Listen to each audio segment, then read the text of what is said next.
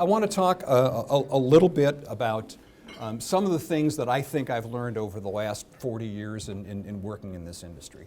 And I have to tell you, I'm not a big fan of motivational speakers, because usually what happens after you listen to a motivational speaker, you say, God, that was a great talk, but I don't remember a thing he said.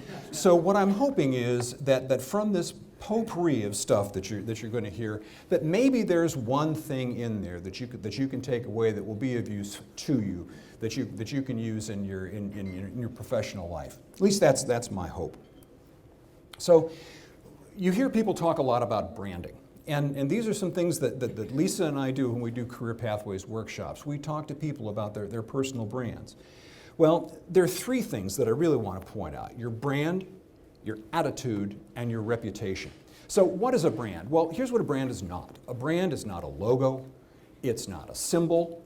It is a promise. It's a guarantee, a promise of value, and a consistency of quality in delivery. It's what you deliver and how you deliver it the same way every time. It's also kind of your value proposition. It's what you do and the benefit you provide. And that benefit has to be from the other person's perspective, and there's that word again. Think of this acronym, WIIFM. What's in it for me? And from everybody's point of view, through everyone's lens, that's the most important acronym. That's something that you have to keep in mind. What's in it for them? Second is your attitude. I'm sort of the opinion that you can smell somebody's attitude when they walk in the room. You can see it from across the room. You can sense it from them. There are a couple of different mindsets that you can have with respect to your attitude. You can have a fixed mindset or a growth mindset. And here's how these things play out differently for a number of different cases. For challenges, do you avoid them or embrace them?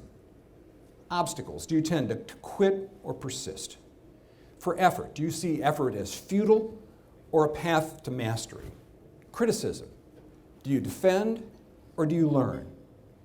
The difference in your mindset, the difference in your attitude will explain the difference in the way that you respond to those kinds of challenges in front of you.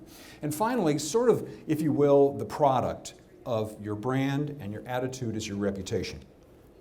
It's developed over time, and it has to be cultivated and curated.